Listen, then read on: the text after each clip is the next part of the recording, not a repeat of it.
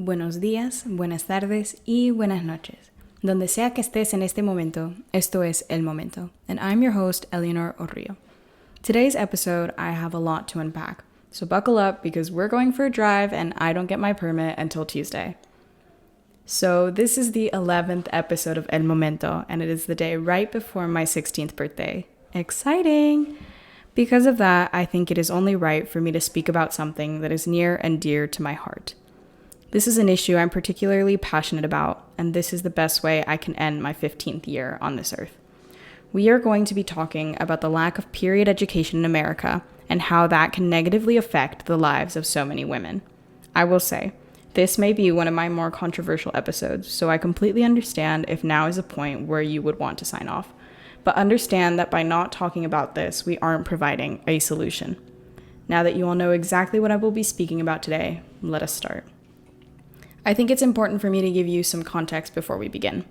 An important factor that has played a big role in my life last year was the way I learned how to control my emotions. Since about age 12, my emotions have always been really out of whack depending on what week you catch me on.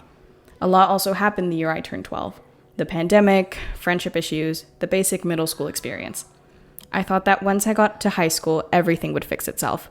And it did, for a while. Until I realized that oftentimes I felt out of control of myself. I would have long periods of crying, hopelessness, but then a week after or so, I would be okay again.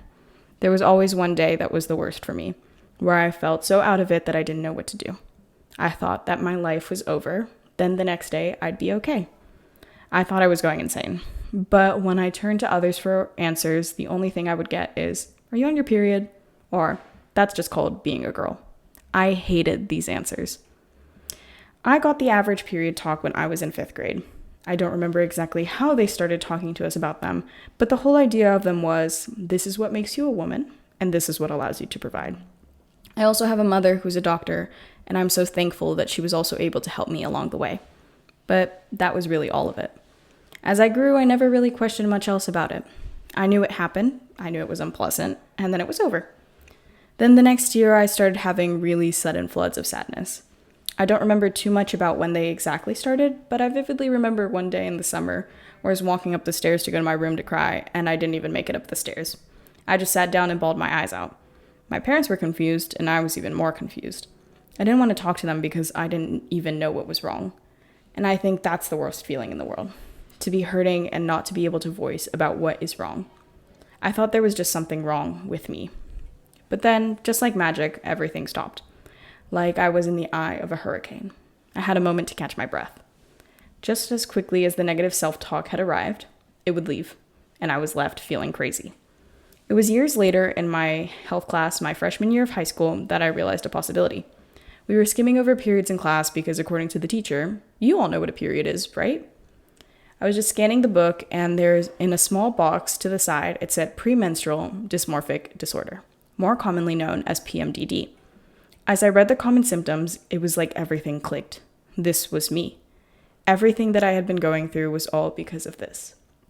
Now, I am not one to jump to conclusions, nor am I one to self-diagnose. I love to have my information in order before I say that something is definitely the answer. Over the course of the last year, I have done more research on PMDD and talked to professionals, and it truly seems like this is what happens to me. This answer eases some of my nerves, but it also continues to leave me unsatisfied.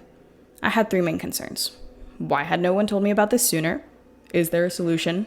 And am I going to have to live the rest of my life like this? This now brings me exactly to what I will be talking about today on this episode. I genuinely just believed that you all needed some context for why I'm so passionate about this issue. First off, let us establish exactly what PMDD is. According to the Mayo Clinic, PMDD is a severe form of premenstrual syndrome that includes physical and behavioral symptoms that usually resolve with the onset of menstruation.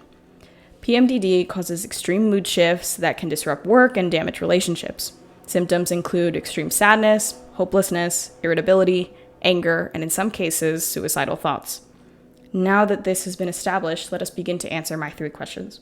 Starting off with, why had no one told me about this sooner? While researching this topic, I came across Margaret L. Schmidt.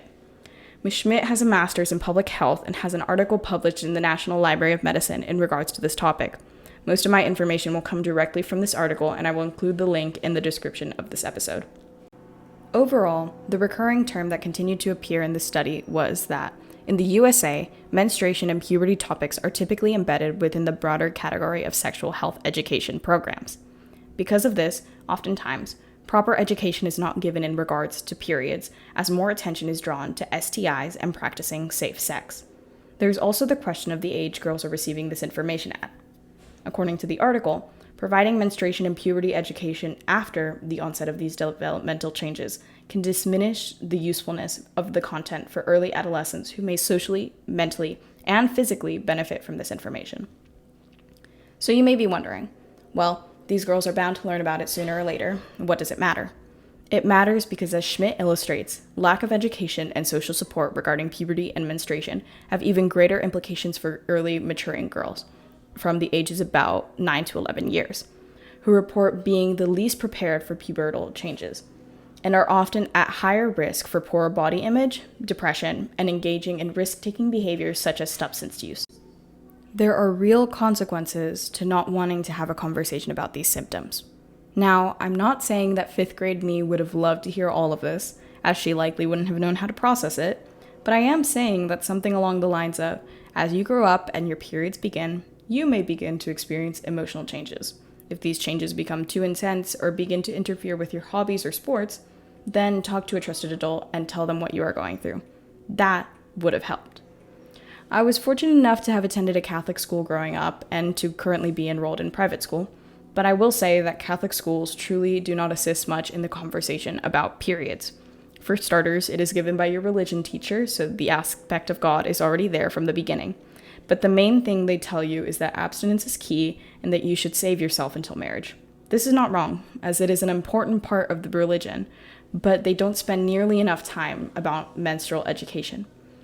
Overall, it is clear that I'm not the only one who will be affected and who has been affected by this.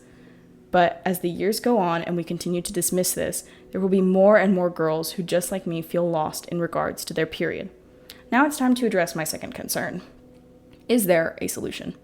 In regards to period education, I've already given my take on that. I personally think the conversation needs to be more extensive and more open-ended, but that's just me. In regards to PMDD, there is. According to the Cleveland Clinic, hormonal birth control and antidepressants can assist in relieving symptoms. But the way I see it, what about the weeks that I feel okay? Antidepressants work by boosting the activity of particular brain chemicals or making the activity last longer. This includes noradrenaline and serotonin, which are thought to be involved in regulating your mood. However, antidepressants are typically, for lack of a better word, a last resort. Antidepressants should only be used in the situation that counseling and lifestyle changes haven't worked for you. In my case, I have made a ton of lifestyle changes that have helped me combat my symptoms a lot more. I've also tightened my support circle and have learned how to express my emotions a lot better. Granted, oftentimes I don't want to talk to anyone about them because I feel like they don't need to know, but in those moments, I combat it by myself. Some things I resort to are my comfort/coping objectives and activities. I have a bunch of different hobbies and try to use that to my advantage. I often paint, draw, or journal my emotions so they exit my mind and are not bottled in.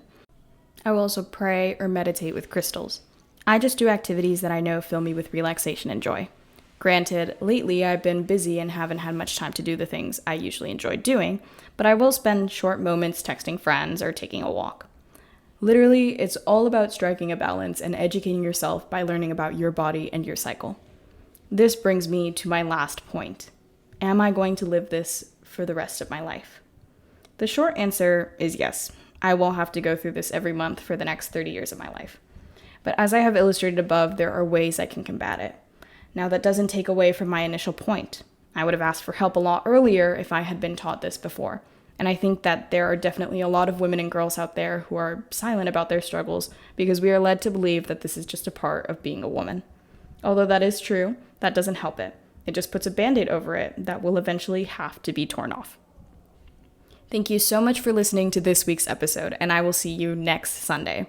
As always, I am your host, Eleanor Orrillo, and this has been El Momento.